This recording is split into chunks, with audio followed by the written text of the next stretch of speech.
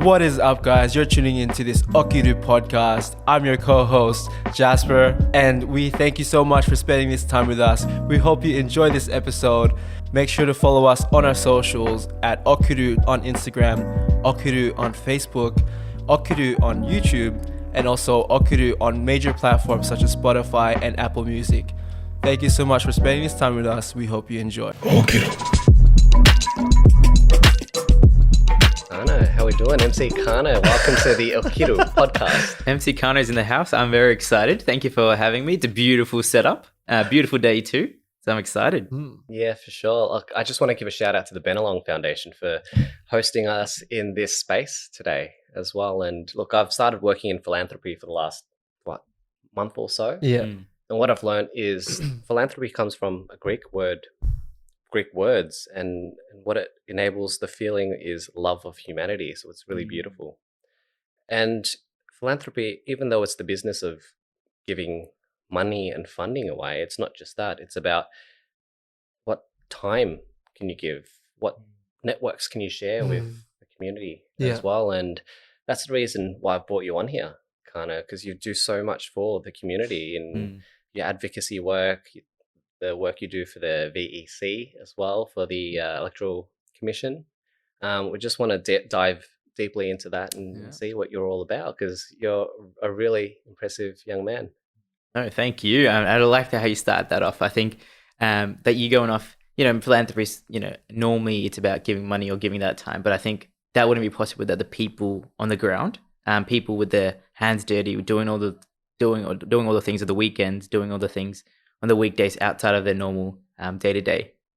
So Kano, how'd you get started in all the community work? Because what you let me know, look, you're 22 years old, you dropped out of uni, Indian parents, I guess they wanted you to become a doctor or something like that. 100% doctor, engineer, do all those things. And I guess the other factor that comes in is that I'm a migrant myself. So I wasn't born here. I moved with my family back in 2007. And so there's a bit of pressure of like, crap, my parents, they were 35 when they moved. So they sacrificed a lot to be here. They're giving up their childhood, their family, their friends, to start in a new country without knowing the language, the culture, just having that hope of like, crap, overseas is the dream, that's what's going to make my life better. So there's that added expectation. When I was, I guess, studying or in school, I was like, crap, I need to have a career that my parents are going to be happy with, because I don't want to let them down and make it feel like that the sacrifices they had that I lived up to, or it made my life better. So I graduated in 2017, went into Commerce University of Melbourne, fresh out of school. I was like, yes, I wanted to study business, be an entrepreneur. That was a buzzword at that time. So I was like, all right, good. Went into commerce, did not like it one bit, absolutely hated it. I was like, I can't be in this. So I took a few gap semesters, and eventually I just could not do it. I'm like, this is not good for my mental health. And I just dropped out without telling my parents. Oh. I was like, if I talk to them, they're going to be like, nah, you got a couple of years left. Just finish, get a degree, right? Get a bachelor's. I'm like, nah, I can't. So I dropped out without telling them. Big move. And then I had no idea what I wanted to do. So I'm like, I got a bunch of free time, youngin. So I just applied. I typed into Google, literally, Melbourne Youth Volunteer Opportunities. And that's where I saw Centre for Multicultural Youth pop up, where Liem and I met. And then from there, started doing a few programs, volunteering, learning a bit more about the community, learning a bit more about my culture, because the topic that I didn't explore when I was in school. Started learning about all these facets of things. And then eventually I'm like, yo, this is dope work. This is, I see myself belonging in this. I see myself making it a career. And one thing led to another, and then started doing a bunch of work. Incredible. Just bumped into it, I guess. But a bold move to drop out of uni, not tell your parents. And what were you doing in this time? Were you going out and pretending, hey, I'm going to school? No. I eventually, I'm like, all right, I feel guilty, right? I was like, I need to come clean. So I told him, so here's the thing. I told him that I dropped out, but I don't know. I told him I took a gap semester, but I actually did drop out. So I'm like, all right, give me 6 months to work on something. Let me work on a business. So I started a business called Kano Media. And so that's where I learned a bit of the social media skills, the editing skills. Because I'm like, all right, I'll do some social media stuff here and there. And I got a few clients as well but I'm like, again, this is not me. Like, I don't want to be creating content for like businesses to get, that didn't get me excited. And so I really tried that. And the only reason I went to that was to show my parents I could do something. Yeah. I don't need the degree for me to be valuable, or I don't need the degree to make me feel worth it to my parents. But that business did not go well. But then after all, I just told him I'm dropping out. It is what it is. Yeah. And it was a very, very hard coming clean, but I know my parents very well, and I know they'll eventually come around to it. Yeah. And I was thinking very long term. I'm like, if I don't drop out now, in 5 years, 10 years, I'm going to regret this and be like, damn, I shouldn't have listened to my parents. I don't want to blame them for what I chose. So I'm like, all right, I drop out, have a rough relationship for maybe a 6 or 1 year. But once I start doing my thing, and I was a bit cocky, I'm like, I know I could do it. Yeah. I had that energy in me. I'm like, once I start doing my thing, they'll appreciate what I'm doing. So, look, that's the thing with this system, right? It trains you up so that they could place you, I guess, at university mostly, because you look at VCAL and vet subjects, it's not really, the status isn't there. So it's hard for young people to really drop out and go pick up a trade unless you really want to do it. But you went to uni, you figured out, look, this is not for me, commerce, even though you're at Melbourne University, which is an incredible institution, right? But you dropped out and you found what was really for you. What is that? Yeah, well, I haven't figured it out, but I like to go by the term of a youth and multicultural advocate. Multicultural person myself. Look at me, I'm colored, obviously, got a bit of an accent, moved from a different country, then also young in at the moment. Love working with youth. I feel like there's so much potential with young people, and I feel like the system that we have, as you said, it's not created for young people to succeed, or it's not created for young people's voices to be heard. And I'm like, as a young person working in that community advocacy space, I'm like, why where's our voice? Yeah. We're the future generation. We're going to be the doctors, the engineers, the prime ministers. We're going to be these people in powerful positions eventually. And why don't we start from now? Why don't we get that experience from now? Why do we have to wait till we're 30 or 35 or 40 to start going to those fields? Yeah, we live in this permissionless age, right? Where we don't have to ask for permission to start a podcast, become a public speaker, to start your own business, because anybody can do it, like at the drop of a hat. And that's the amazing time that we have, that we live through right now. So Kano also is a shout out speaker for CMY, the Centre for Multicultural Youth as well. And he goes out to schools to speak to young people about real issues. And what do you tell the young people about your journey in terms of dropping out of uni? But what's the message that you share? Because it's you're really malleable at 16 or... I've had the pleasure of working with lots of young people all across the country, been flown out a few places, which is quite exciting. Worked in some schools down in the northern part of Queensland, which is not very multicultural. I remember, I'll go into what I talk about, but I remember this one instance where early this year I went to speak in North Queensland, and the audience was about 100 year 9 kids, and maybe 2 people were visibly diverse, like in terms of color. Everyone else was pretty much white. The teachers were white, the schools were white, private. So I'm like, crap, how am I going to talk about my diversity inclusion? Maybe these kids or these young people, they're not going to relate to it. How do I give my message to this community where diversity isn't a talked about topic? It's still taboo. It's still looked down upon. And so when I get a gig, I'm like, all right, what is the audience like? Is it multicultural? Is it young people? Is it white? Is it colored? What's the situation like? And then, all right, if they're colored, or if they're, sorry, not colored, but if they're like, multicultural people like myself, they're visibly different. I'm like, I can share my story. They'll understand in some capacity, even if they were born here. I know the experiences that I had of who my identity, like when I talk about my stories, I talk about, when I moved here, I'm like, I want to be Aussie. I want to be like this because I want to fit in. I just don't want to be picked on, right? I was visibly different. People wanted to, didn't want to play with me as a kid, didn't want to talk to me, because in primary school, when you're different, no one wants to talk to you, right? Even though you don't think about it. But when you're in primary, I'm sure those kids weren't racist, but they're like, nah, he's different. He can't speak proper. He can't, he doesn't understand what Lion King is. I don't want to talk to him. And so I talk about a bit of that, figuring out. Then eventually, when you're in that system, you're like, all right, I'm just going to be white. I'm going to love football. I'm going to do these things that everyone else loves.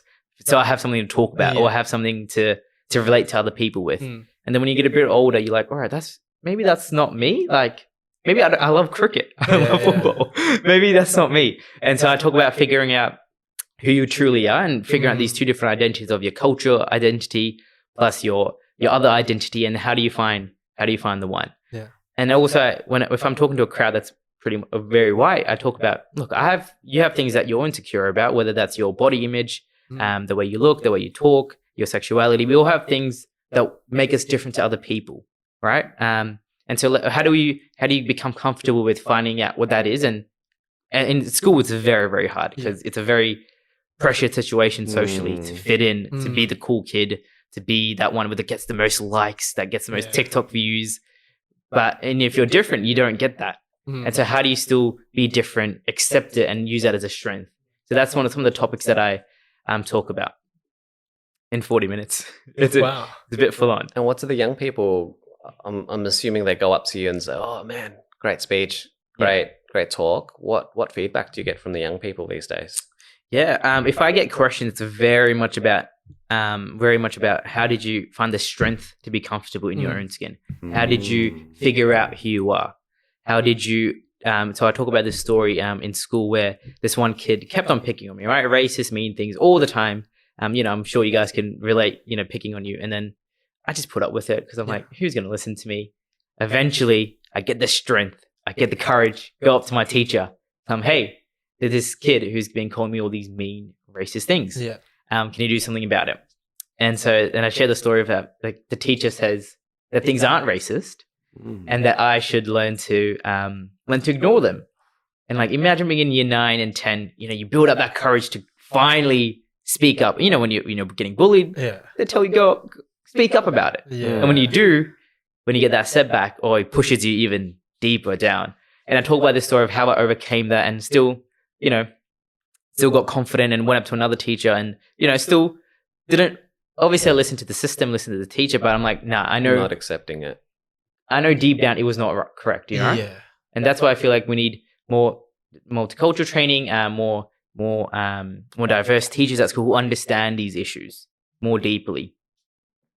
And so the other side of the questions that I get is more, how did you find that strength? How can I be that? And the other side, which I find really interesting, is kids or young people come up to me like, oh, thank you so much for speaking. I really appreciate it. And they go.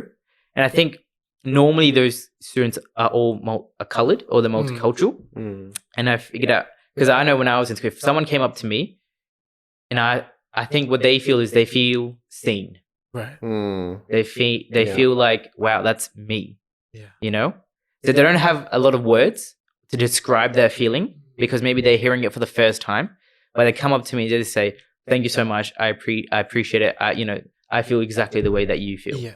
And so that for me is very, very valuable in that they don't have the dialogue at the moment because they're going through their own things, but they feel seen. They feel, damn, Feel validated, and that's the word. They see you as a brown man up on stage sharing his journey, right? And this is how the concept of representation and how powerful and how valuable it is for young people as well.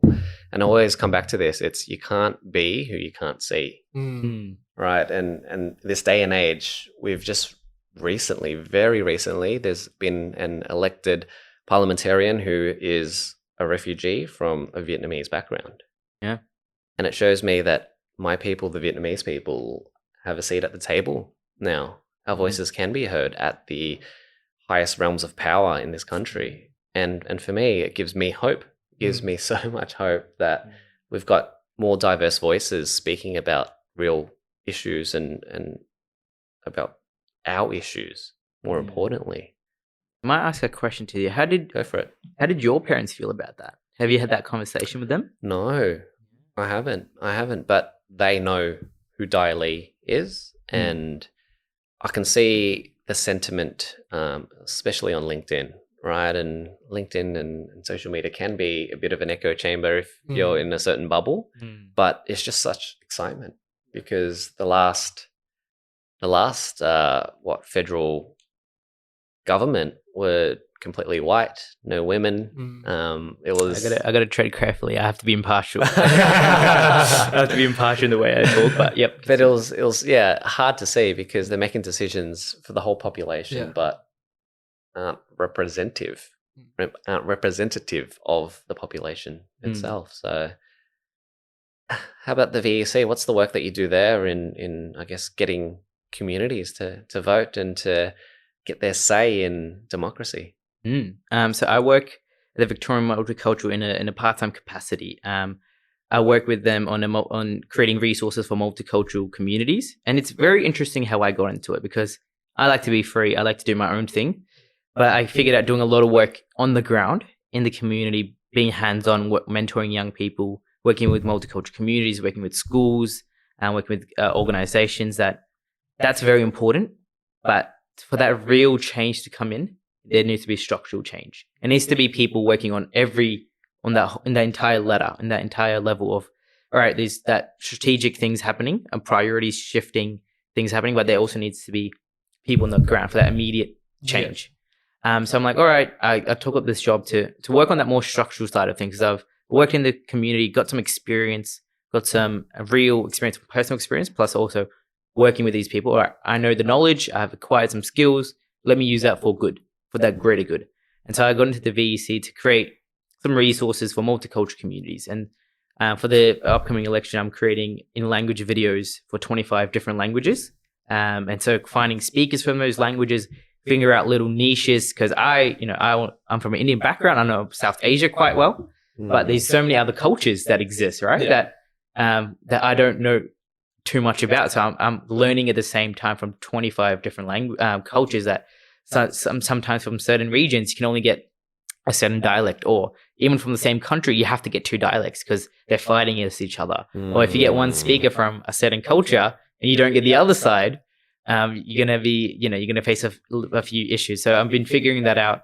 And I guess my work with democracy is, I feel like we need, as you said, we need more multicultural people in those fields making decisions because we know our community best. Yep.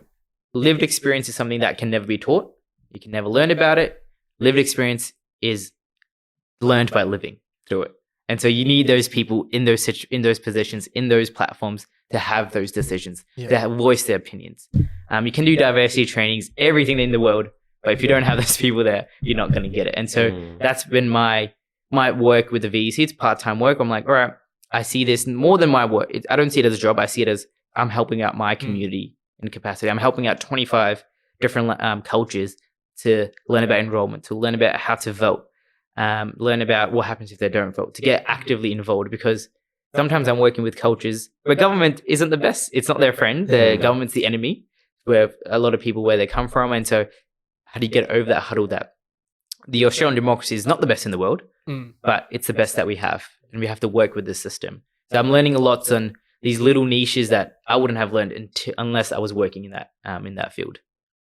Funny thing on voting in elections, though, I've got some friends who were told at 16 in year 10, don't register to vote. Don't do it because you'll have to vote for the rest of your life, right? And so every election, they're proud. They're like, I don't have to vote. It's not good. I'm not going to get fined. I'm not registered on the system.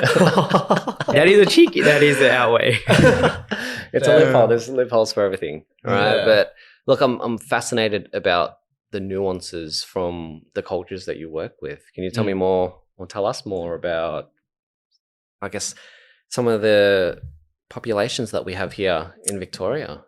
Yeah, so the biggest thing I find that a lot of people don't understand is the concept of need versus want. So there's, we have a big populations of like Greek, Italians, that's been existing for many, many years now. They've gone through a few generations. They've been here for a long time. So when you look at the data, oh wow, we have bajillion, we have so many people from these countries. Yeah. But because they've been through those cycles, they've been living here, there isn't that need. There's that want of like, it would be great to have these resources. It would be great to have more of these things happening. But because there's been so much 30, 40 years or 50 years, how many generations, that need isn't there. And so I think when organizations or people start working with the data, they're like, all right, these are the top 10 populations. Let's create resources in that. Right. But then you're not looking at it deeply and like, what are these newly arrived communities that are coming through? What are these communities that don't have a strong literacy skills, that don't understand numeracy, right? I've been working with people who don't know what 1 to 10 is. And so they literally, when I teach them to vote, they draw the number 1 or they draw the number 2 because they don't, unfortunately, because of the way that they've grown up or the situations that have forced them to leave their country, they didn't get that education to understand mathematics or numbers. And so that need for those newly arrived communities is greater. And so that's some of the nuances that I'm learning of. All right. Because you got to justify the work that you do. And it's hard to justify creating resources or going into this community, very niche community, to do all this work when there isn't a big population. But then that need is much, much greater. And I feel like it's a fine balance of figuring out what is the need for this community compared to this big community. Yeah. And what resources do they need? Wow.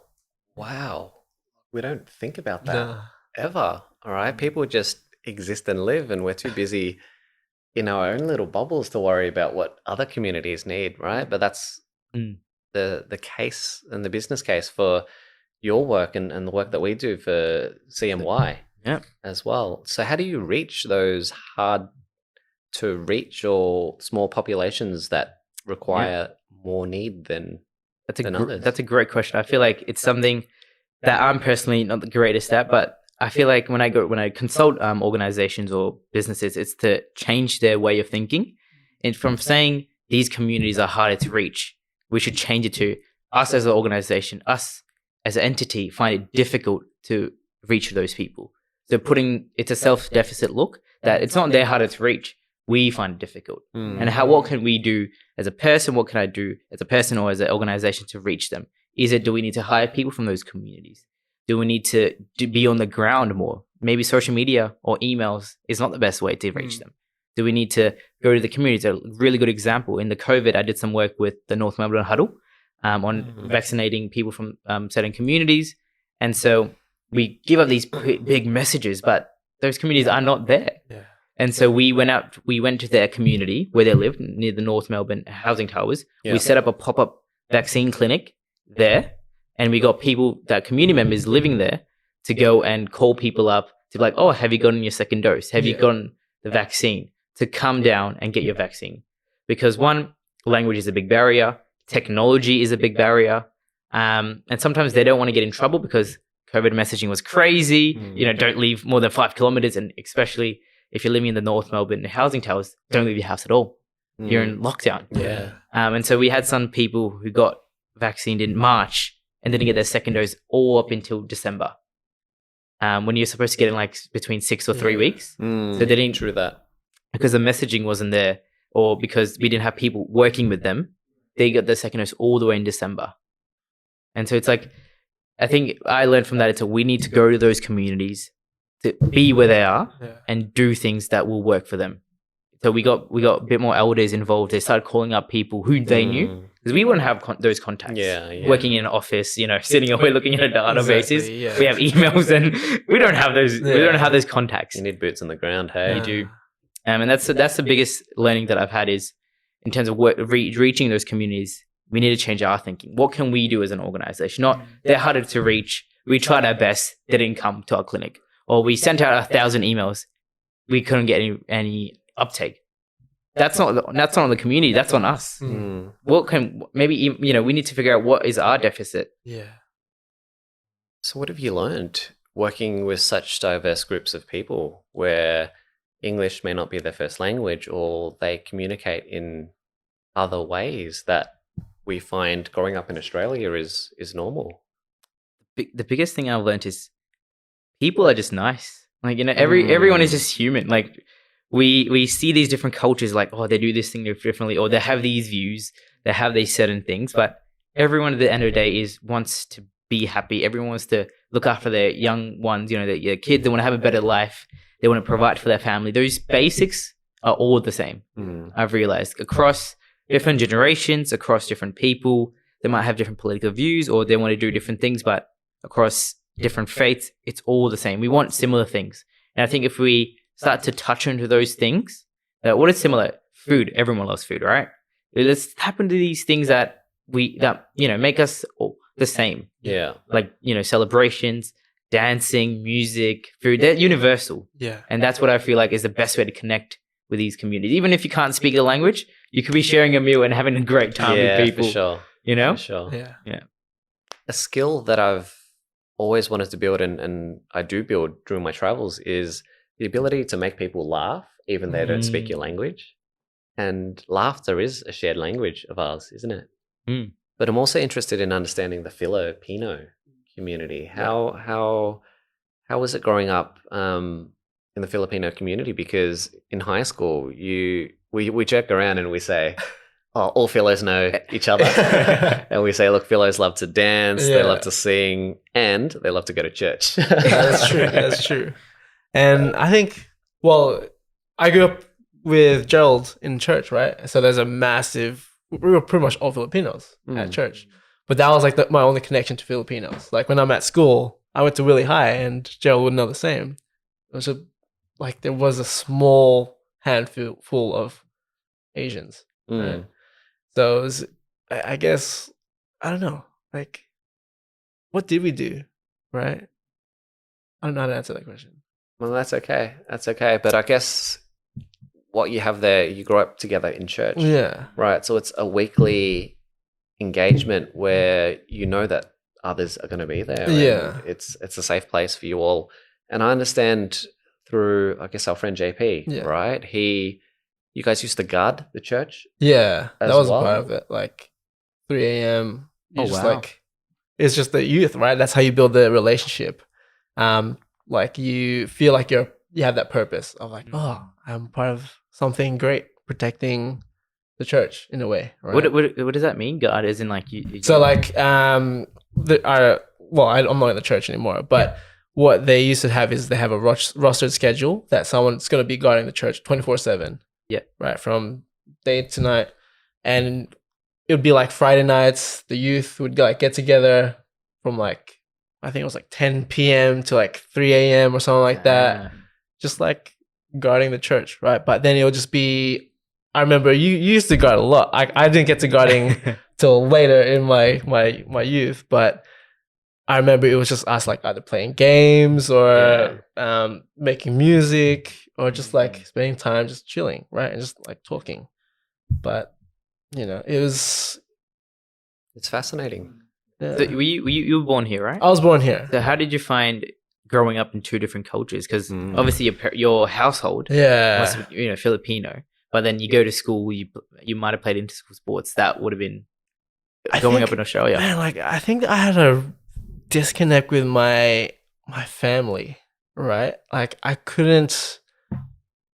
It was kind of hard for me to build a connection with them because I have one life mainly at school, getting to know people like Aussies and other cultures, and that was like my identity, right? A part of me wasn't Filipino, right? I was Australian, and I don't know, I didn't really like embrace Filipino culture as much until later down in my life when I went through a journey of like trying to understand who I was and kind of separating myself from my family to get closer to them. And it was crazy because I realize now that I embrace Filipino culture more and like my family more when I'm away from them, because I was so close to it. And it was kind of like, you should only know this one way of thinking. And I guess I didn't really agree with that. So I was like, but when I started to live with my partner and away from home, I kind of understood why they were doing those things, right? Everything they do is out of love, right? Essentially. And they're only teaching you what they believe, what they've grown up with, right? And I guess it was just, I needed that separation from them, separation from the culture to fully understand and see it from a different lens. I guess being too close to it, I didn't see what was there to embrace and love about it until I like took a step away and moved away from it and was like, shit, this is who I am. Like I am still Filipino. Right? I hope that answers the question. No, that's powerful. And what really comes up for me is absence makes the heart grow fonder. Yeah. Right. And from what I'm hearing, it was that for you. And Yeah.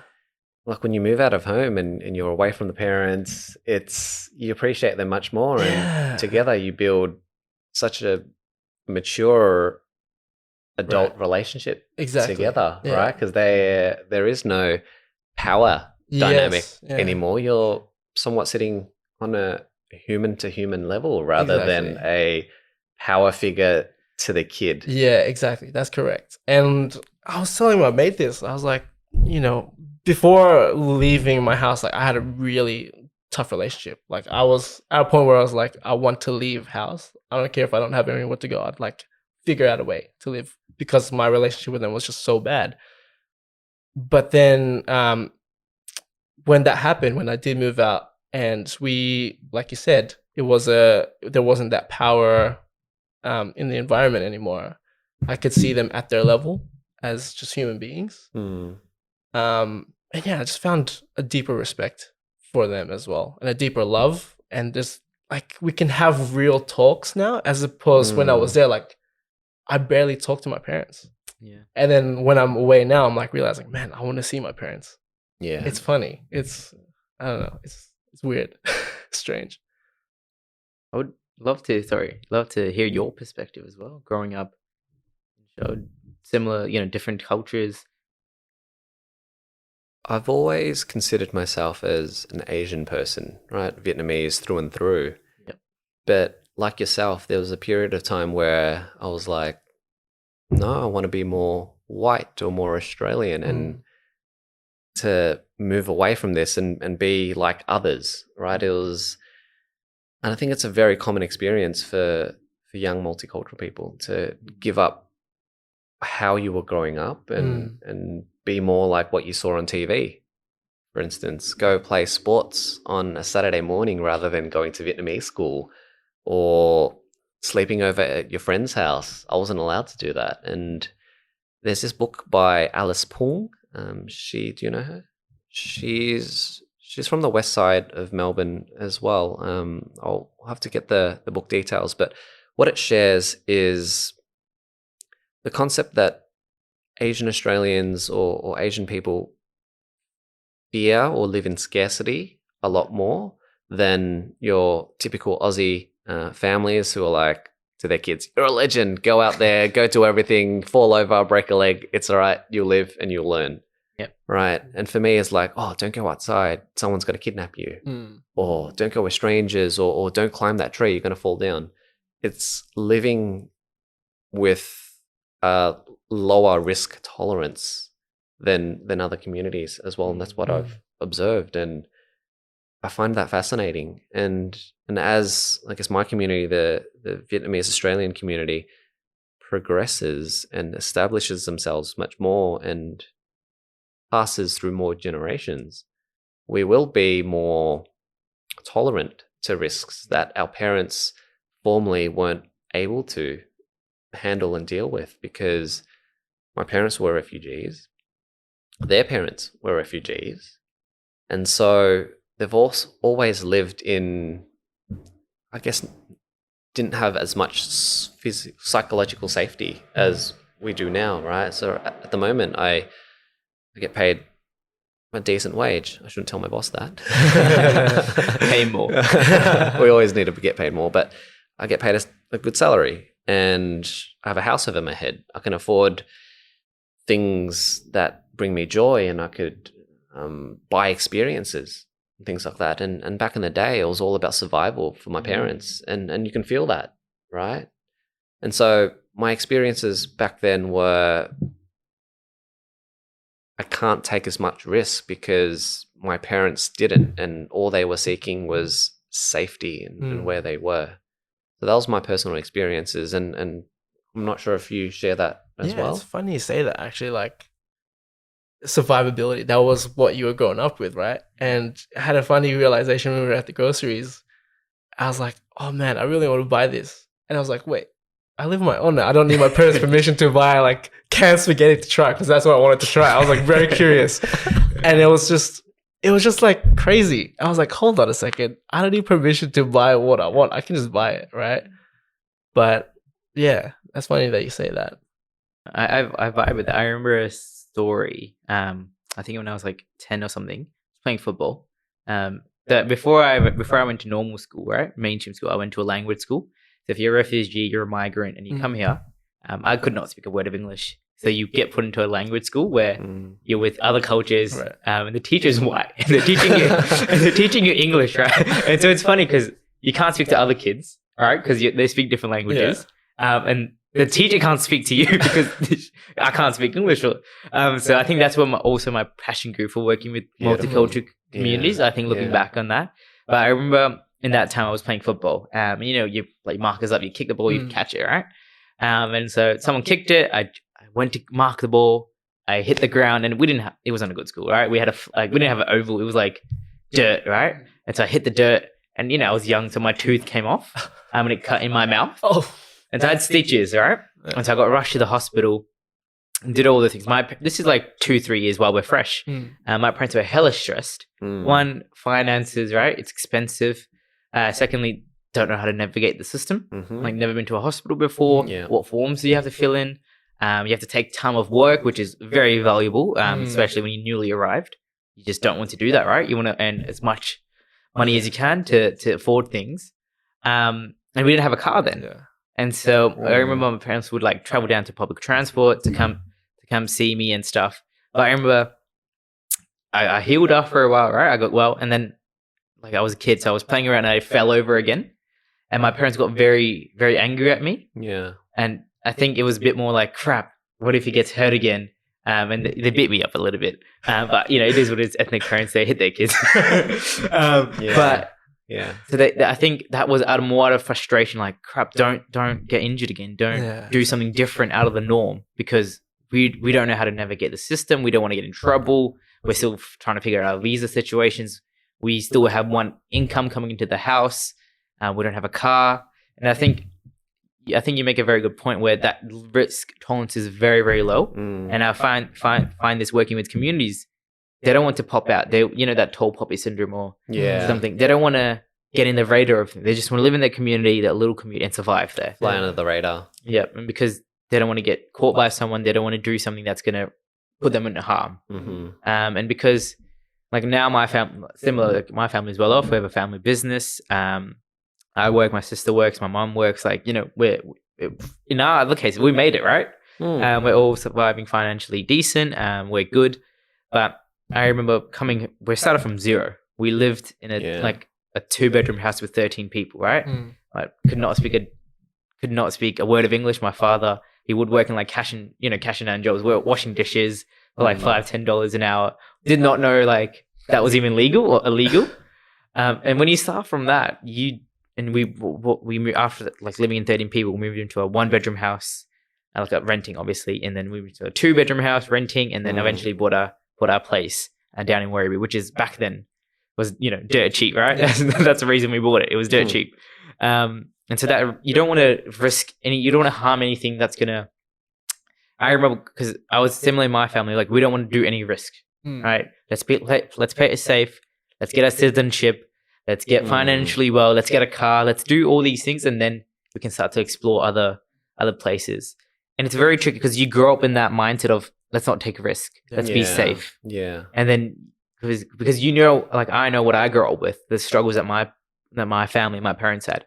And so now when I'm a bit more older, I'm that similar mindset of like I shouldn't take risk. Yeah. Even though eventually I learned that, and I'm like, all right, my parents ideally they would not want me to take risk, like dropping out of university, leaving my work, doing all these risky things. But I don't know, in the future they're gonna be happy because the core reason that they moved overseas was to have a better quality of life, more safety, more financially well, more better quality of life, eating better food, quality air, safety, all those things. And I know they're gonna be over time. They're gonna be more. They're gonna be happy that I've did it. But it's a concept that's very similar in other multicultural youth where they don't want to take risks because they grow up with all like, almost a layer around them, like do not take risks because we don't know. We've never lived here. We don't know what's going to happen if we do different things. And I guess what I'm hearing between all of our experiences is that our parents, we started lower on the Maslow hierarchy of needs, right? And we started making our way up and up and up.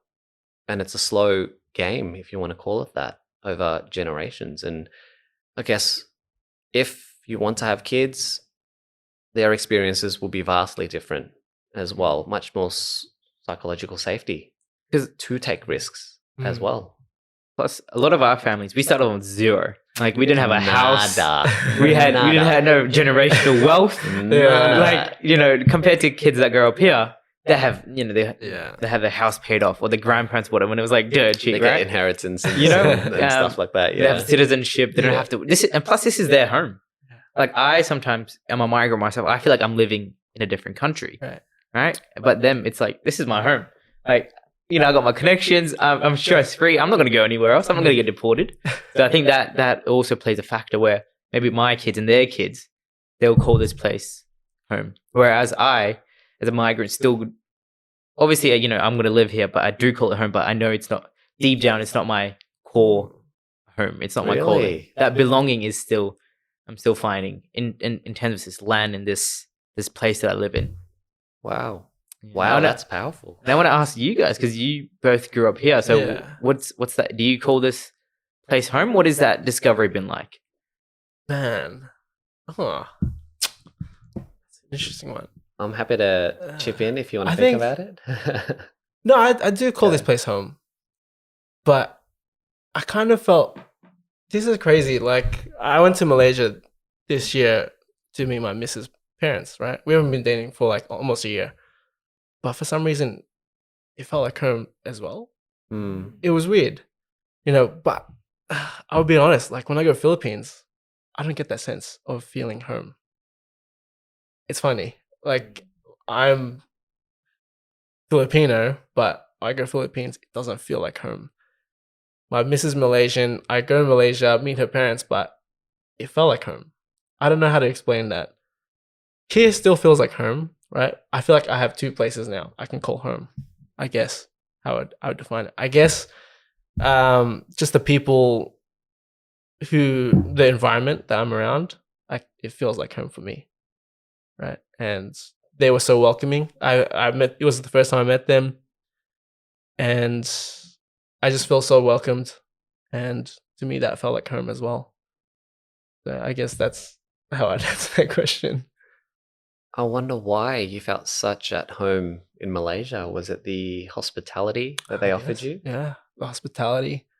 And like, they treated you as a son, I'm guessing. They treated me like a son. And it was like, wow, this feels incredible, right? Like, I already felt a part of the family. So I just want to like say thank you to them, right? Like, it was a good feeling to have. Shout out to the U's. Shout out to the U's. Big ups Malaysia as well. Big ups Malaysia, man.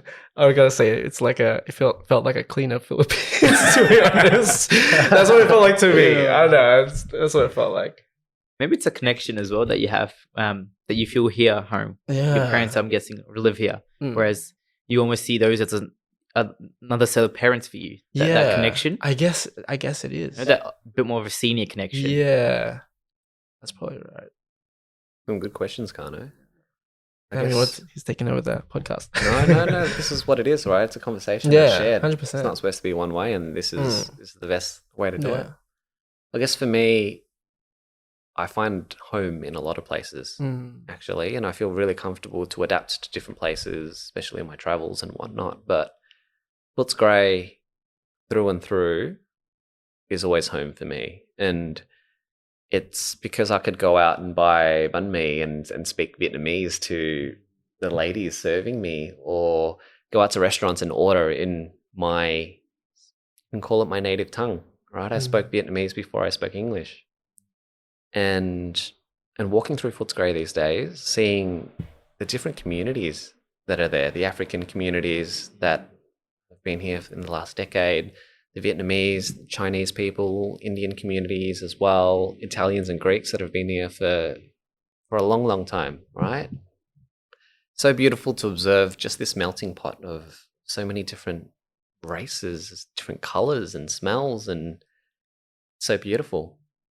But at the same time, when I was in India, I felt just so comfortable as well, right? And maybe it's my ability to get comfortable or to adapt in different places, because I can just walk and sit somewhere and be like, bye, ek chai, which means, brother, one tea, please. For me, yeah, home is a lot of places, and I feel like I'm a citizen of the earth, actually, that we are here sharing this experience together. And it teaches me to be kind to others, to be more inclusive, to be kind, essentially. That's all it is, because we are all suffering in our own ways, whether we see it or not, right? And yeah, that's were you my born vibe. here? I You were born was, here, yeah. And you learned Vietnamese was the first language, right? That you learned? Yeah. There's Yeah. something I observed about, like, I don't know how it is now, but one thing I observed with Filipinos, like when Filipinos migrate here from Philippines, they kind of lose the language. And I've had many cases where like titas would be like, "Oh, like you know how to speak Tagalog?" I'm like, "Yeah, I was like, born here." I was like, "Oh, that's amazing!" Like my kid like has forgotten how to speak Tagalog. It's like, what? Like, how's that happen? Right? They lose the essence of their culture. You want to know my Mahal pita. assumption? My assumption is that the Philippines was colonized by the Americans. And so you learned English, or people had to learn English while the Americans were there. What do you know what year that was, or through what years? No. Okay, we'll have to look that up. Yeah, we have to look that up. I'm super curious about all of this stuff and geopolitics. Gerald, and look it up. Pull it up, Gerald. We got it. But I might share something. I think Go it's for it. very common in Indian families as well, Oh, where really? they move here, and I've known some parents who talk to their kids in English only, so they can speak English. Yeah. I'm like, for me, I'm like, no, teach your mother tongue, because they're gonna learn English either way. Yeah. I cannot speak a word. I learned it. Like, you know, it's English is one of the easiest languages. But I think your point on colonialism, very true. India was colonized by the British for 200 years. Yeah. It's only in 1947 that they left, which is almost 50, 70 years ago. It's not maybe long. one of my grandpa was alive when the British were still, you know, it's not a long generation. True that. And so we're still fighting back from the British stole trillions of dollars from us. We're still fighting back from that. And it's similar in our community, even in India and here, where white colonialism is looked as, you know, the peak, or that's speaking English, having fairer skin. Fairer skin. Going to Starbucks, going to all these like American or like these British places is looked high upon compared to eating your cultural foods or doing your dances. So I think it's a very, very common point where I guess the generations that have lived through, because they've been colonized by these communities, they're looked as that as a higher good, as the standard of like, this is where I need to reach. And that's been passed on, where in India, if you speak English, you're known as educated, you're smart, you're the new breed. If you can't speak English, your employability goes down. People don't see you as educated. They don't see all those things because you simply can't speak English. Or if you have darker skin, same thing, where if you're fairer, you know, you're a little more brighter, you're an innocent human being, you're more likely to do the right thing compared to if you're darker skinned. No. You might be looked as, you know, there's a bias of like, oh, you might do the wrong thing. Right. And it's the same thing happens with these products where you can bleach your face to make your skin whiter. All right, shout out Fair and Lovely to hate you. That's what it's called for men and women, where you can put layers and layers of bleach and then you get whiter skin, obviously, which is not healthy, and we don't promote that. But that point of how now we moved to this country, it's very similar principles apply, where our family's like, oh, you know, this is the standard, we're living in it, let's reach it, let's speak English, let's do all these other things, let's assimilate. Yeah, you're right. And I guess my uncles who raised their kids were like, made conscious decisions to not speak Vietnamese at home, and now their children can't communicate with their grandparents, and I find that just so sad. But it was their decision to say, hey, we'll give our kids the upper hand and we'll teach them Western manners, for example, and like they can speak English very well, like every other kid who grows up and goes to school here, but they can't speak Vietnamese or communicate with the grandparents, which is a bit sad. And I could agree to, that assimilation point. Hey, let's strip our own culture back so that we can adapt, so that we can not really adapt, but be one of the others, right? And it's not really integration, but it's that assimilation point, which is sad in the day. And I hope that we could, I guess, reclaim our cultures and be loud and proud about where our family has come from, and really, really celebrate that. I'm really enjoying this conversation because I don't really like talk about like multicultural stuff. So it's like for me, I'm kind of like learning and hearing all your perspectives. So I'm just amazed, right? And I think that goes back to a point that the work, we're seeing an interesting shift in community where diversity is celebrated. We're talking a bit more about representation. Yeah. And now I think we're in a very interesting point where our generation, what we pass on to them, I mean, to our future generation, to our kids, that's going to be so valuable. If we teach them, because we don't know, maybe our partners can be different cultures, but we still need to instill our cultural values, whether that's our language, whether it's the food that we eat, the views that we have on the world. We want, because eventually, a couple generations down, they're just going to be Aussie, right? Yeah. Like we see that with previous cultures. I've studied this, and similar to other cultures that came here 50, 70 years ago, that they've, eventually assimilated. There's some cultures that thrive. There's certain cultures who just assimilate to the Australian way. And that's because, 70 years ago, they were being picked on. Right now, we're coloured. 70 years ago, like Italians and Greeks were being picked on for being different, right? Yeah. Now we don't see them as diverse. Whereas we're the new diversity, the diverse people of this country. And it's interesting that now Indians aren't looked as to, because that generation, that wave is gone, whereas the new communities that are coming are more picked on or more backed on, because Indians have been here for many, like 20, 30 years now. I've been here myself for 17 years now. And so it's like that arc has passed where people have accepted, all right, Indians going to be here. We're just going to move on with them. But I find it very interesting. And I keep on exploring this issue myself. And I would love your perspectives on this. What are we going to pass on, or what are you going to pass on to your future generations, if you're planning to have kids? Is that cultural thing still going to be there? Oh, definitely. Yeah. I think that's something we talk about, like, with my partner, is we always have to remember where our roots are from, right? And we want to bring that with our children, like teaching them both Chinese, Malay, and Tagalog. And so there's like a lot of culture there.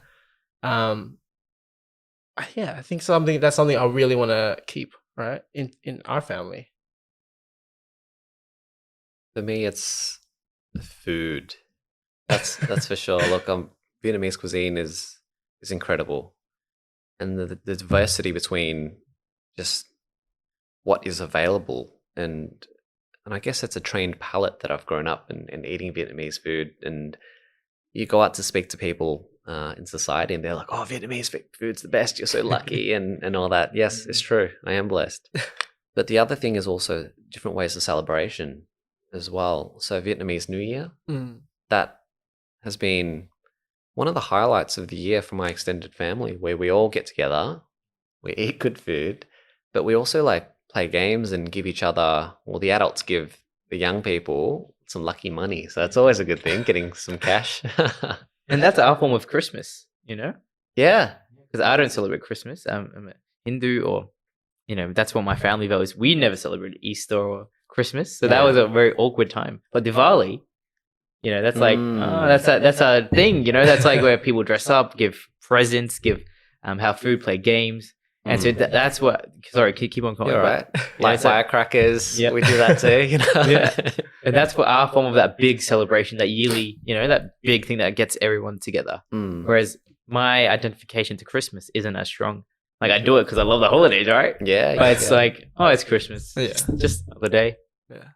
I guess as humans, that's what we do. We celebrate, right? And we all have different things in our calendar, but we could always share practices. And what you mentioned before about in a couple of generations, we're all going to be Aussie or just kind of blend into the one. I think that's the way we're moving, right? We're all blending into this one race in the world. If you think about it. There'll be pockets of pockets of cultures, but like the general big wave or movement or trend is that of globalization and mixing between countries and races, and we're all kind of blending in to be one in a couple of thousand years, maybe. If we survive that long, unless an asteroid comes.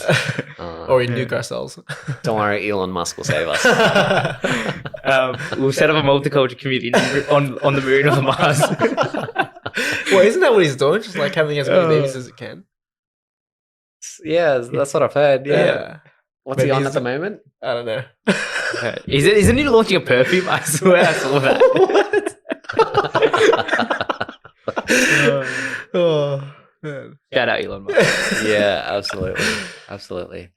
So you do a lot of work, right? And I remember there was a time where we were both talking about conscious rest and burnout as well, because look, we've all experienced that when you've got life going on, but you're working on projects that you want to push and you want to create as well. Like, can you talk about your burnout experiences with us? Yeah. So I feel like I'm still going through that burnout phase. Yeah. Okay. I think 2020, the COVID phase, Mm. a lot of us just had free time. I guess we didn't have that break that we wanted. Yes, we were staying at home.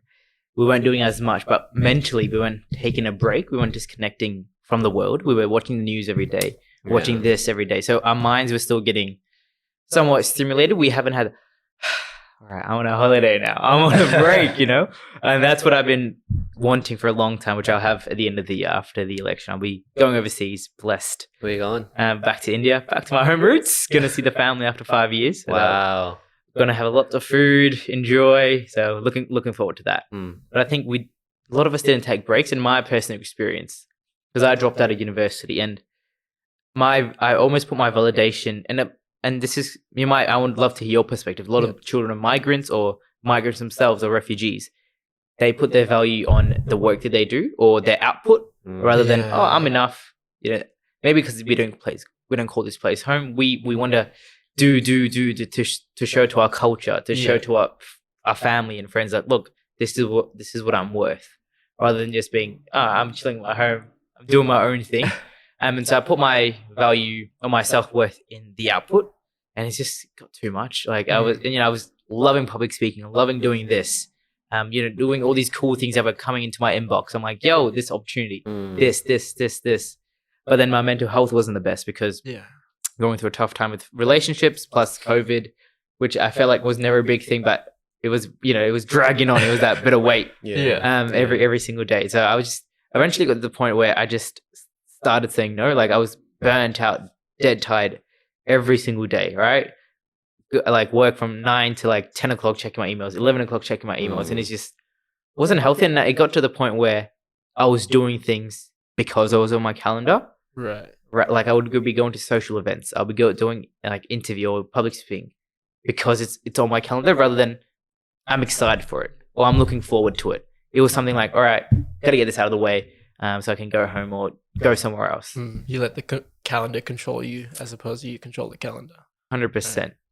And so that's where the conscious rest comes in, where I'm like, right now I'm still learning. I'm actively blocking out time to do nothing. Yeah. Like not put anything in my calendar. I would say no to people. I've a bit of an example. I've lots of work with my personal, like the election work. I've said no to 3 gigs, which is amazing opportunities. But I know if I do them, I can do them. Like, I'll sacrifice a lot of sleep, a lot of like time traveling here and there. But I know I need the rest for me to be mentally good because I'm not putting my self-worth in my output now. It's more internally like, I know who I am. My parents know who I am. I'm more confident in myself to be like, all right, I can take a break for maybe 6 months, a year, 2 years. It's not going to go away. I'm 20, 22, 23. I have so much time left in my life. I have plenty of time to do what I want to do in the future. Yeah. And so part of that is being that conscious rest. I would literally put in my calendar rest because otherwise I'm just going to constantly do something else or look at my emails or email someone or do this. But I'm like, all right, I need to do nothing. Sit at home, sit with family, watch TV, watch reality TV, go for a walk. To look after myself. The mental, Burnout's it's real. It is real. Not just from work, but from just life in general. Like we've had floods, we've had fire, it's just it's a lot to like debrief. Yeah. I think as an individual, unless you stop and like, all right, let me flush out of my system.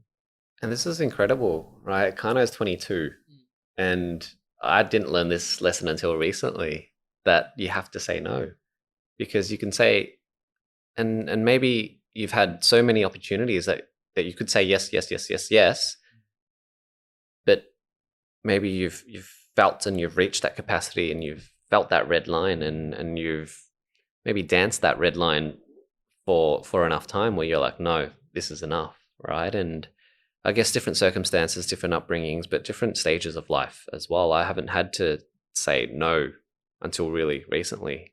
And even then, on Wednesday, I have to say no because I find myself triple booked. But it is saying no, and it's important to protect your time as well. And yeah, we're really, I guess I'm recovering from burnout at the moment. But Jasper, how's your experiences been in the last few months? I think I'm still trying to work things out, just trying to figure things out, right? I think I'm in that constant state right now of trying to understand what is really important and where I really want to go in life. And something that I'm learning from you is trying to create alignment in all things that I'm doing, right?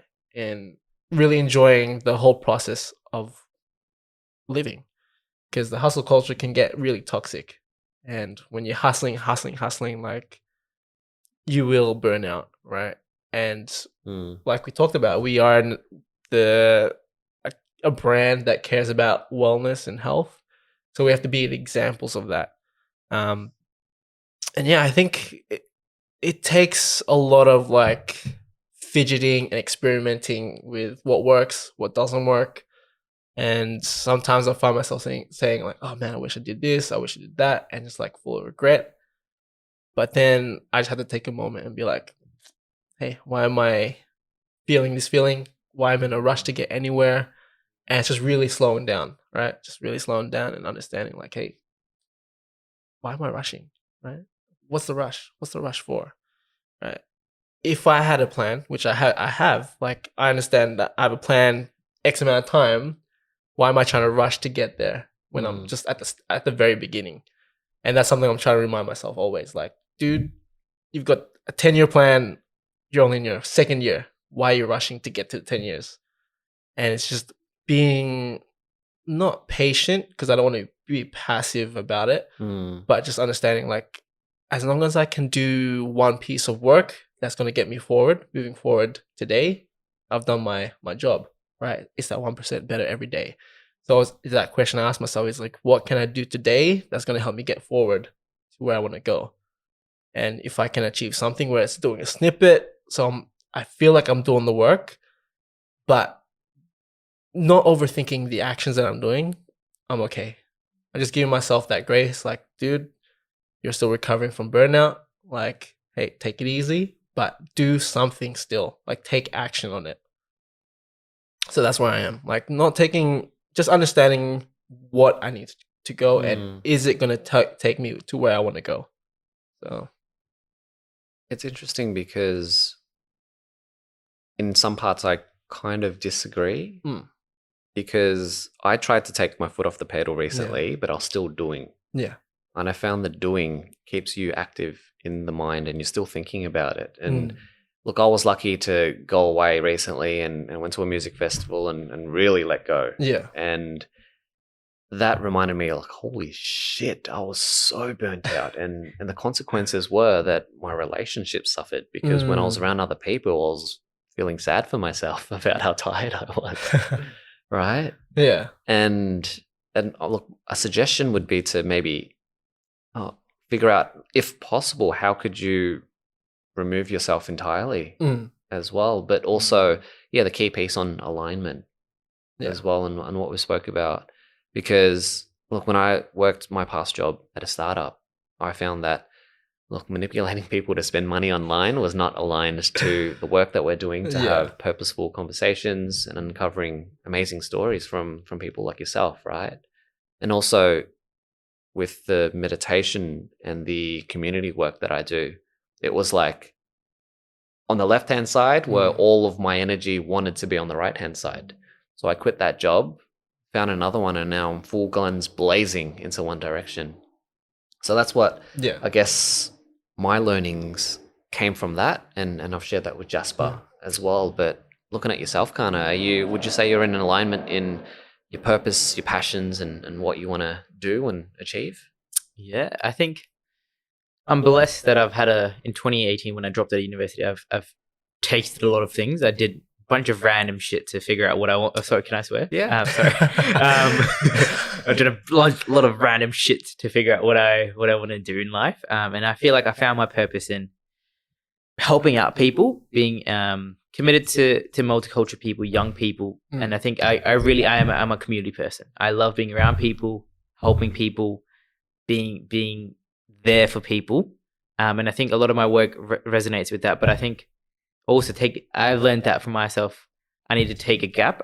My learning has been, I'm not a marathon person. I'm a sprint person. So I can't and I think we're just different human beings. I can't do one thing every single day. And slowly I'll get there. I need to do a sprint, break, sprint, and a break. I've realized that because I've been marathoning for the past 3 years and it's just burning me out now. So I think, when I go on this break, no work at all, no emails, no nothing. I'm completely disconnected because I need that break before I come back and sprint again for a short while.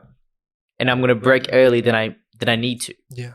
So I can come back, sprint again, come back, sprint again. And I think that's just the way that I work is like when I'm working, I'm in go mode. I need go. Whereas I feel like if I'm doing one thing at a time, I'll keep on overthinking, crap, I can do more, I can do this. And I need that. I think I figured out my working style is to just do a bunch of things and take a break, go from there. Yeah, very wise. Very wise, isn't it? Yeah. I think it's like everyone has their own way of like processes of how they do work, right? One thing might work for you, other things might not work for someone else, but it's just finding and taking bits from everyone's learnings and making it into your own thing. So I guess that's what I've learned. Like you hear in different people's processes of life, like you'll hear like high performances, like David Goggins does like the hardest shit every day. I can't do that, right? That's not going to work for me. I tried it, but it didn't work. Then you have other people who like do like you take your sprints and then you take a break. And then you have people who've just been constantly just running a marathon, right? But it's the beauty of it is like we can learn off each other and make our own processes that work for us. Yeah. And I want to go back on your point around alignment. Because I feel like I've been blessed that I found some form of my alignment early. And, I'm 22, 23, so my opinions might change in 5 years, right? I could have a totally different alignment. Yeah. But I think it's figuring out what that is. And if you don't know, like I'm so blessed in 2018, I did a bunch of random shit, right? And I think the biggest thing, which I've gotten from what you just said, is to say no to things that don't align with you, like working in that job, or for me, going to university, right? It's so hard because it's risky, right? Living a job that's decently well paying, doing something that's people tell you don't drop out of university. Your parents tell you don't drop out of university, but taking that leap of faith that this doesn't align with me. I need to do it for myself so I can go on to the greater good, which is hard to do. Yeah. To say no to things is incredibly hard, right? It's amazing. It's so hard, but you got to think, I think my advice, and I would love to hear your advice, is to think long-term this might make me happy in the short term, but long term, is this going to make me happy? Right. Is this what I want to do? Yeah. And I think that usually for me gives me an answer of, do I want to say no to this, cut it out of my life, or want to invest my time and energy into? But I would love to know what made you, I think you thought it didn't align with you, but how did you, figure out that it didn't align with you? And also, how did you find your alignment? Because I feel like it's a question that a lot of people have, is like, what is my calling? What is my alignment? Yeah. And like yourself, I guess it's by doing a lot of things at a young age where you figure out, I like doing this. Oh, wait, no, I don't like doing this. This sucks. But for me, joining a startup was like, all right, I'm going to get rich. I'm going to join up for a rocket ship and get some equity and make some big bucks when they sell, right? Yeah. But another concept that they don't tell you is one of golden handcuffs. So if you work for a high-flying tech company and you've got some equity, they handcuff you because you have to work there for X amount of years until they're able to sell and do a liquidity event, right? So you're stuck in there. So equity is great, but you get stuck in and you're trapped, hence the golden handcuffs. And so for me, I looked at the people around me. I looked at my manager and then the founder, and I was like, do these people inspire me? Do they live the life that I want to live? And that question was no. I respect them immensely, right? But their style of work didn't align with what I wanted to do, which was more impact in the community. I wanted to meet a lot of diverse people and just to hear their stories, really. But I was communicating with e-commerce managers who want to push their sales further. Yeah. Not really in alignment, right? And so it's a hard call, and you sit on it and you brew with it for days, months, longer for some people as well. And I just said, look, I can't do this anymore. And then other things started working out. So grateful that I made hard decisions as well. And like yourself, right? Grateful that you've made those hard decisions to kind of move on. About yourself, how did you? I think you were talking about earlier. You're a creative. Yeah. How did you get to that alignment? I guess.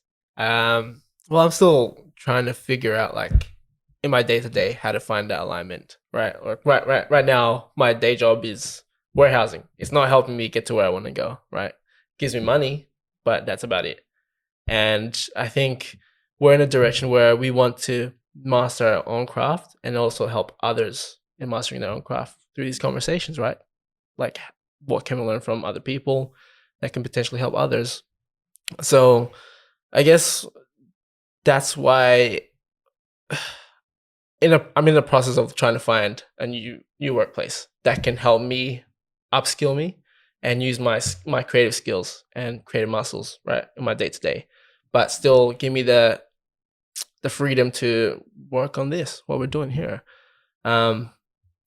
But since I am still doing that day to day and working in business, like, I have to find that time, right? Have to find time to still work, still make time for whatever we do here, and spend time with family and my partner. Because for me right now, I had 5 values that are important to me. That's my partner, my business, my investments, my family, and my friends.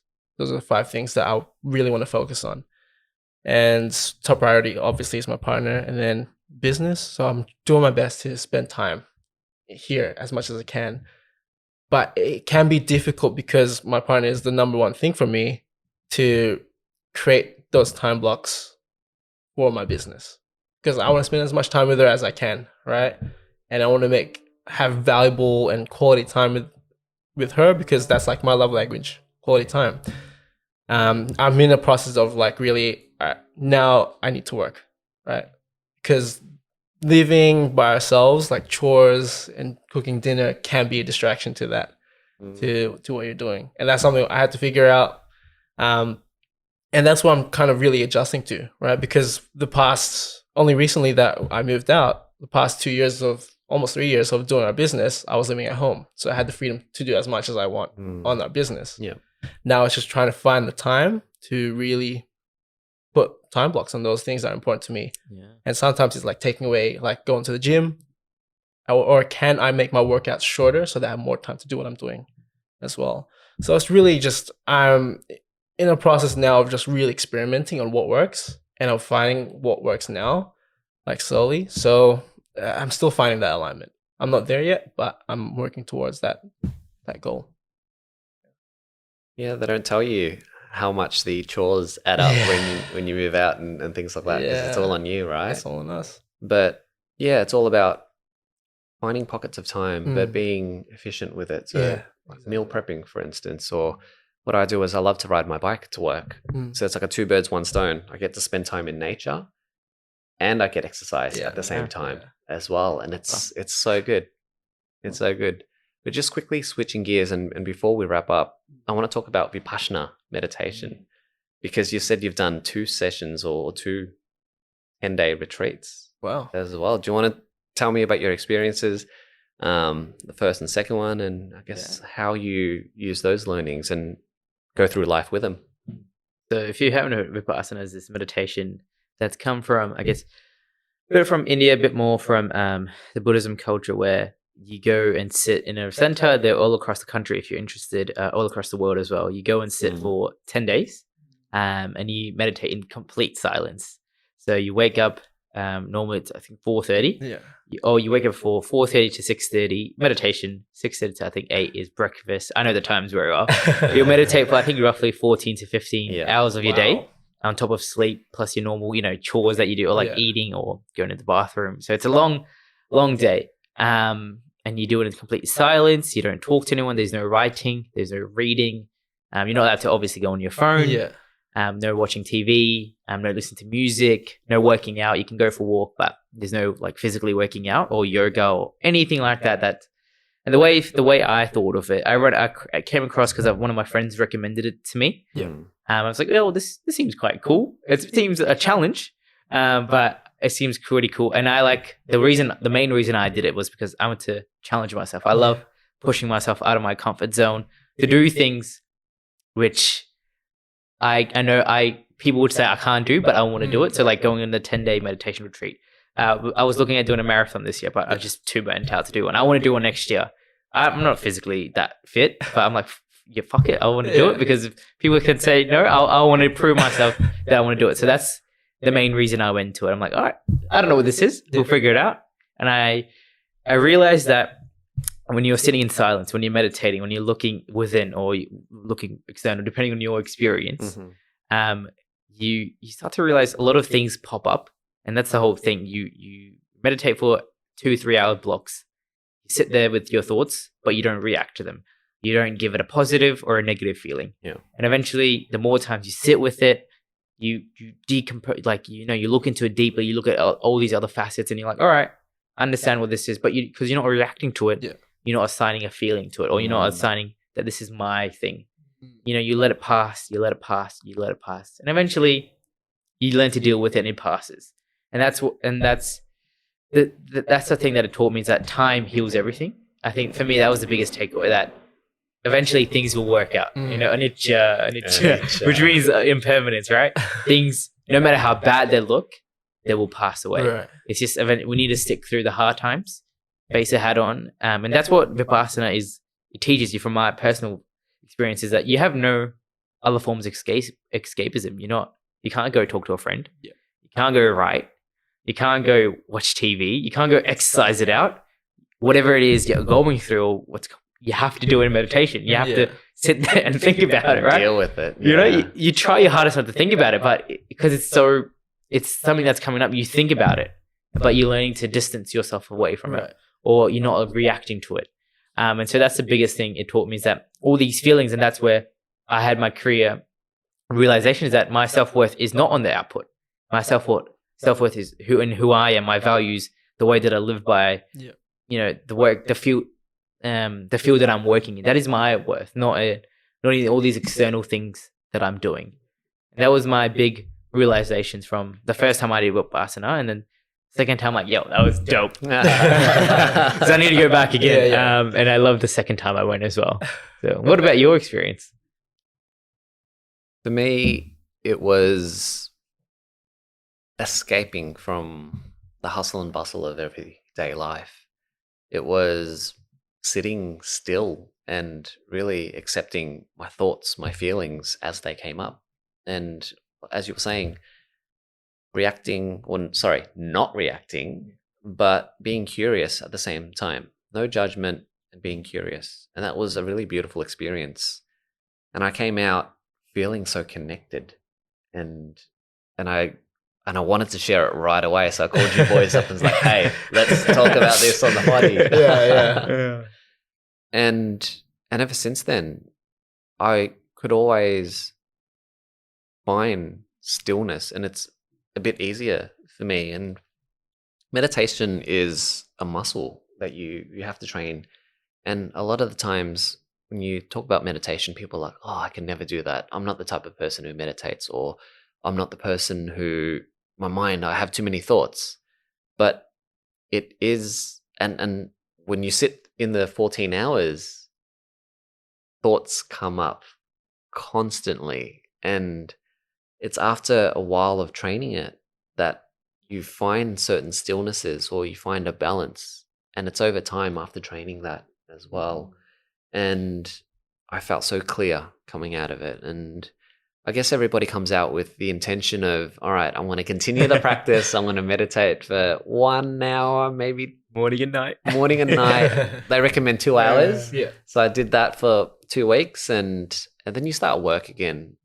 And then emails come in, and then text messages and calls, and you lose it because of, we talk about alignment. It's not aligned to the life that we live right now. We get pings on our phone that triggers us to check notifications and things like that. But we're not encouraged to sit in stillness at all, unless you're a monk, right? We're not really encouraged to do this. And it's a bit of a shame. And part of the work that I'm doing here is to share these concepts of mindfulness and meditation with others as well, because it's such an incredible tool to help you sit at ease. That's how I've found it. And it's funny that coming out of a 10-day silent meditation, I started to burn myself out. Right. But now I'm equipped with the tools to say, hang on a second, this is what I'm feeling. This is what I'm feeling. And not reacting to it. And just finding the practices, which is sitting, or it could be morphed into other ways of mindfulness, which is walking without headphones or music, right? And I see people walking their dogs and they're just like face in the phone with no sense of what the hell's going on because they're so absorbed in it. And I find that a bit sad. And sometimes I want to be like, yo, look, you're walking out with your dog. It's a beautiful day outside. Look around. But it's yeah, well, I wonder, maybe I should do that at some point. I'd be like, yo, dude, stop looking at your phone. But is there anything you guys would recommend for anyone who wants to get to that point of having the courage to do that? Like, is there a process that people should go through, like maybe doing 10-minute meditations and slowly building up to 1 hour or however long? My advice would be to seek mindfulness in ways in which you already and can already find flow. It doesn't have to be a formal sit down meditation, turn off everything and say om and things like that. Right? But it's for yourself as a designer. It could be sketching and drawing and finding moments out of your day. For others, it could be running and finding flow through that mechanism. Or it could be with connection in many different ways. What are your thoughts? I completely agree. I think I've been exploring this concept, and that's where I realized I'm doing things because it's on my calendar. And I think going back to those points where finding things, day-to-day things where you can be more mindful, whether that's going for a walk, whether that's playing sports, because in every day we're either thinking, this is a concept that they share, is you're either thinking of the past or the future. You're not never thinking of, all right, I'm talking at the moment. I can feel this on my skin. I can feel the tightness on my watch. I can hear this volume coming in. So sometimes you just need to, that is mindfulness for me, is just being in the present. And I think sports is a great way where when you're playing sports, you're thinking, all right, where am I going to cook the ball? Where am I running? You're not thinking of what happened last week or crap, I'm going to this tough time in a relationship. Same thing with the gym. It's very mindfulness. You're focusing on your body. You're focusing on the feeling. So I think find that mindfulness in day-to-day activities. And, when you go for a walk, feel the birds going, feel these things going. Even if it's a car going, just, there's a car going past. Just be in the present rather than thinking of the future or, of the past. Even when you're conversing with your friends, you're usually talking about before and after. You're never talking about the present. So I think find that thing that makes you feel present in things. Right? Whether that's balancing, whether that's doing whatever it is. I think you said sketching, great example, where you're drawing things, you're coloring, you're not thinking of anything else. You might be for therapeutic purposes, but ideally get to that level where you're just doing the activity. I mean, going on with Vipassana, just do it. I think I highly recommend it. I'd never meditated in my life before that day. Interested in it, but I'd never done it. But when you put in that situation, I think you realize how strong you are, or you realize that I can do things that people told me that I can't do, or things that I believed I can't do. When you push yourself in that situation, because you're always going to say 10 days, brother, where am I going to find the time? Yeah. How can I sit for 1 hour, let alone 14 hours of the day? Like sometimes you just push yourself in, and I think, you figure out how to do it. Yeah. Obviously, if you're comfortable to do it as well. Of course.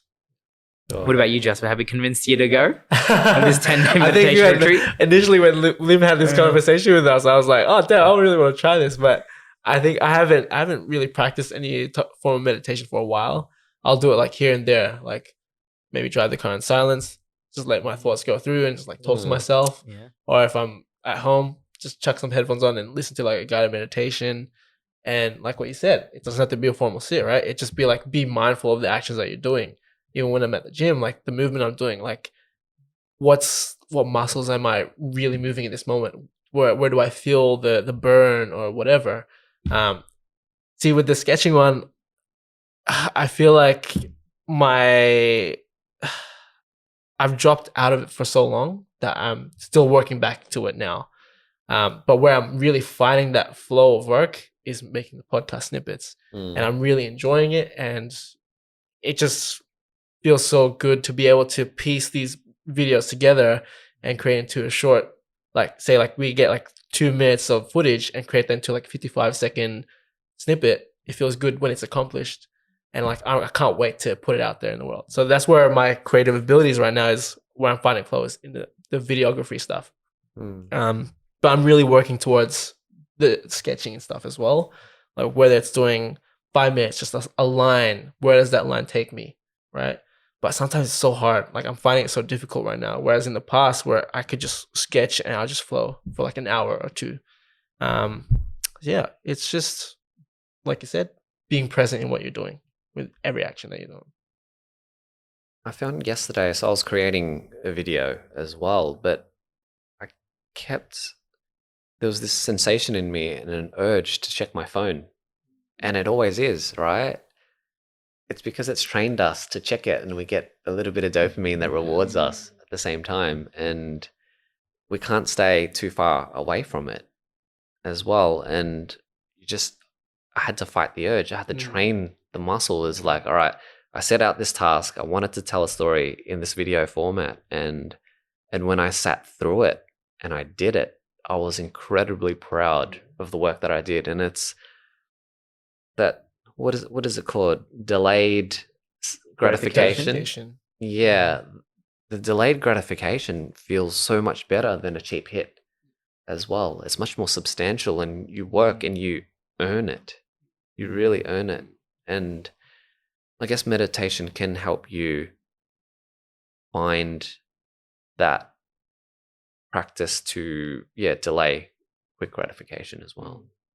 And I think if you're thinking about going, I think it's another great tool to have on your side. Yeah. Like I think working out or meditating is all these tools or creative outlets. These are all tools that we can utilize in our day-to-day lives. And I think it's just figuring out, what is this tool for me that's going to help me my self-care or help me my day-to-day life? Whether that's working out. All right, you gave it a shot. Maybe it's not for you. Fair enough. You can look at another outlet. Is meditation my thing? So I think that's the way I think about it. I'm adding all these assets or these avenues for me to potentially utilize, obviously on top of friendships, relationships, all these little things I can, pick and choose when I want to go into them. If I need to just breathe, if I just need to be by myself, meditation could be that outlet. If I just need to move around a little bit, working out or going for a walk is that outlet for me. So I think these experiences, which you're like, oh, I would never do that in my life. Yeah. It's just these things that you can add on Right. to your repertoire of, all right, that's why I want to do marathon running next year. It's like, I just want to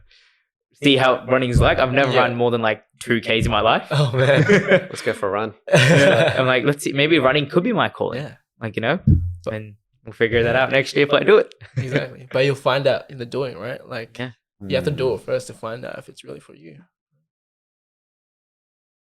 A good place to End it. Right. And ask 3 questions. You don't end it? So- You throw them all to me. I don't know what's coming. All right, 3 questions. Hot seat. Hot seat. What are you grateful for? My family, my parents especially. Am I supposed to give deep No. answers, or is it hot fire? It can rapid be fire? it can be as long as you want, or how short you want. Feel free to answer the questions as you like. Alrighty. Number one is my family for giving me a better opportunity in life. I wouldn't have anything that I have without them. So it starts on that. What have you realized? I think it's been the basis of these conversations is that I'm so much more than the work that I do or the things that I do. Myself is enough. Me existing, me breathing, me eating, me talking to people is more than enough. I don't have to be someone else, or I don't have to have the social cred for me to be valuable. Last question. What is a question you ask yourself? Is do I want to do this and do I love doing this? Amazing. Yeah, that's a really good one. I don't think we have heard that one. Because it's because I'm such a, I feel like at my age, I'm still trying to figure out my career. And, it's a thing that I'll keep on answering until I'm like 50, 60. Yeah. And I'm a sprints person, right? Yeah. I like to do something because I love it. And then maybe I get sick of it. I get tired of it. Yeah. And so I need to take a break. And then, okay, what is this next sprint that I want to do? What is this next thing that I want to do in my life? And that's why I keep on asking these questions. Like, I've done this for so many years. Do I love doing it? Yeah. And do I still want to do this? Yeah. If it's not, I need to move on to the next thing. Definitely. What's that next sprint for me? And it'll, the overarching will be similar, but what's the next thing I need to do? Damn. You have an incredible mindset, man. Seriously. You. So where can people find you? Yeah, here's a cheeky plug. Feel free to follow me on Instagram, Kano Ravalji, or I'm very chill. You can email me as well, KanoRavalji@hotmail.com. I'm very, very, oh crap, I'll put that on record. No, it's fine. I'm very relaxed. You can message me anytime that you want. I'm usually pretty good at replies. So Snapchat, Facebook, everything I want. Awesome. Thanks, Kano. It was a pleasure talking to you, man, and nice to meet you, brother. Perfect. Thank you so much for having me. It's been great to spend, I don't know, hour and a bit to talking to you guys, realizing more about my life. And I love what you're doing with the brand and with the podcast. I think it's genuinely good stuff that needs to be out there. Thank you for being a part of it. Awesome. We hope you found value in this podcast. Always stay safe and always choose to get up. Peace. Peace. Okiru.